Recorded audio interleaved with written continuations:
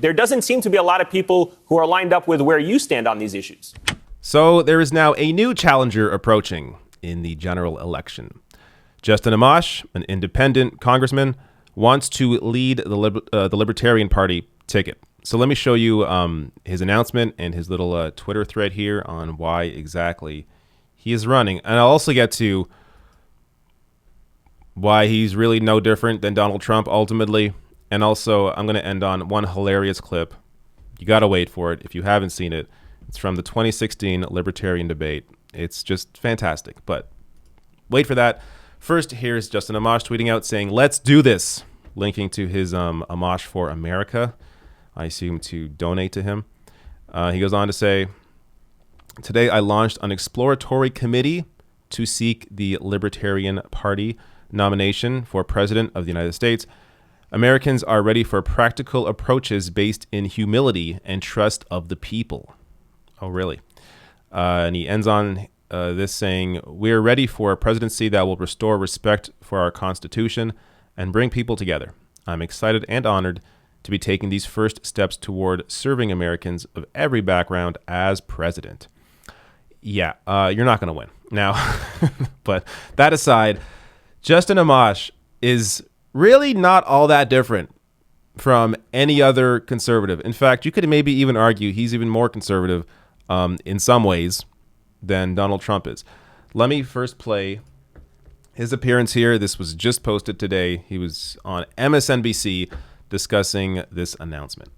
But the bottom line of this, though, Congressman, people vote based on who represents what they care most about and these issues. So where is your base of support? It's hard to see how you would get any any Trump voters, since, as you mentioned, you have been an outspoken critic of the president.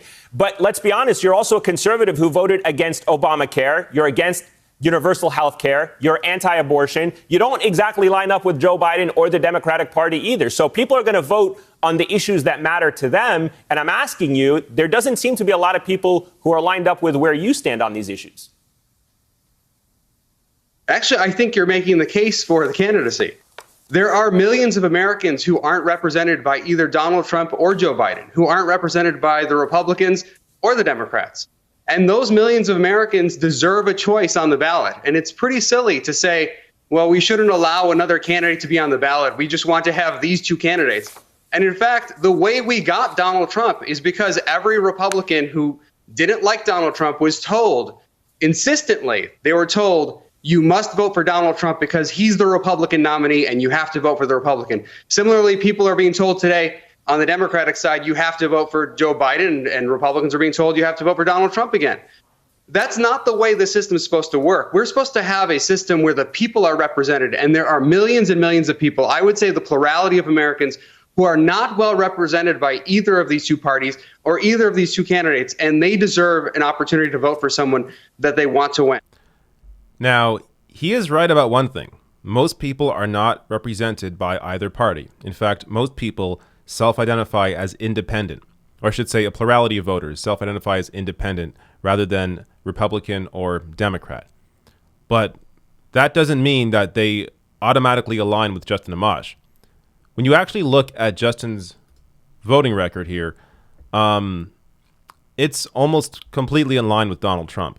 So overall, his career Trump score is 63.8%. So he's aligned with Trump 63% of the time, or about 64. But take a look at the progression here. So the 116th Congress as a Republican, since he switched midway, 100% voting record. So didn't at all dissent with Donald Trump when he actually had maybe some power to dissent. Didn't dissent at all. Agree with Trump 100% of the time. Then when he became an independent, all of a sudden, now that he's a little freer to express himself, 76.9%, still agreeing with Trump on the vast majority of issues. And then likely around the time he thought, you know what, I think I can maybe run as an independent or as a libertarian candidate. Now he's going to dissent a little bit more, vote against Trump a little bit more with 54.2%. But ultimately still, largely, you can see where his views align. This is somebody who is, he's anti-choice. He's against background checks. He's for privatization, for defunding healthcare, for deregulation of private industry. He's a libertarian. So, if anything, he's more conservative than a lot of conservatives actually are. The idea that just because both parties don't represent most people, which is true, that means that they're going to support Justin Amash and his very conservative platform, I don't get how that works. He may be able to trick enough people into getting some support, but if they actually look at who he is and what he supports, they should be able to see right through him. Now, some more reaction here. Abdul Al-Said, who was a big Bernie Sanders supporter, I believe a surrogate for him. Don't see a title there, but he was a vocal Sanders supporter during the 2020 campaign. Tweeted out saying, "Dear progressives who are Amash curious, take it from someone who is in his home state. Justin Amash is not your friend. He is a by-the-book Ayn Rand libertarian who would trash Medicare, Medicaid, Social Security, and vastly defund almost every public institution we hold dear." So take it from Abdul Al-Said, who knows Justin Amash very well. Kristen Ball also tweets out here saying Justin Amash opposes background checks, is anti-abortion, opposes Dreamers, and is a Koch heritage-style libertarian. The Dems think he will take some of their voters. That Dems think he will take more of their voters than Trump's tells you everything about how the entire Democratic Party has collapsed to just never Trump. So this is also a great point. There are a lot of people online that are very fearful. I should say a lot of centrist Democrats, a lot of Biden supporters, very fearful that Justin Amash is running for president here. Now, if they were confident in the Democratic Party and it actually having a clear vision of what the party stands for, of what it represents, of who it fights for, then they shouldn't be worried about this. There's been a libertarian candidate every election. They don't win. And oftentimes they take support away from the Republicans.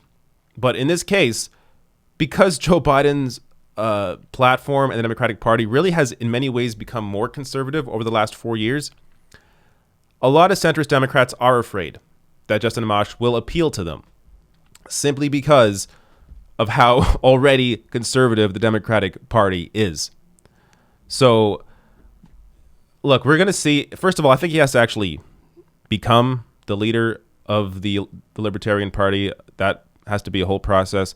But if he does, I don't know how much of an effect it's really going to have regardless. So Dave Wasserman tweets out here, the preponderance of data we've seen suggests Justin Amash no longer has a realistic path to re-election in his district. Perhaps he made the same determination. So this is maybe a little clue into why Amash is running. It appeared like he wasn't actually going to win re-election as an independent. This is a big issue as well with independents being able to win. A lot of people are already in the mindset of Republican or Democrat. Most voters, which means people over 45, those are reliable voters, are already engaged in the current system, in the two-party system. And the idea of having an independent or voting for an independent just is completely alien to them. Now, of course, there are a few exceptions, but like you see Bernie Sanders, it took him forever to actually, he lost over and over and over and over again in his state of Vermont before he finally became mayor and then became a congressman. Like, it takes real time to be able to build some trust, even within just a small community, for people to understand, oh, you're an independent, but now I know you. Maybe now I'll be able to vote for you. It takes time to be able to do that. Justin Amash, even though he's already in, now that he's an independent, a lot of people are just going to check the box of Republican, and they're not even going to look at Justin Amash as the independent. Now, that said, also, keeping in mind here, Justin Amash, because he was a Republican and now he's anti-Trump, a lot of that support that he may have had as a Republican, they aren't going to support him now because he's anti-Trump. And Democrats aren't going to support him either because they're going to vote for the Democrat. So that's why he was likely to lose his re-election. More here from Harry Enton of CNN. My Amash thoughts. One, he's at like 2%. Early polls tends to overestimate, not underestimate third-party candidates. Polling shows that the voters who disliked Biden/Trump are disproportionately liberal, not the libertarian type. So this also speaks to why a Bernie Sanders candidacy would have been strong. Because a lot of the non-voters, the typical non-voters, a lot of the young people, a lot of the people under 45 support Bernie Sanders and don't like either party because they know better. They see right through both parties and see that they're not fighting for them.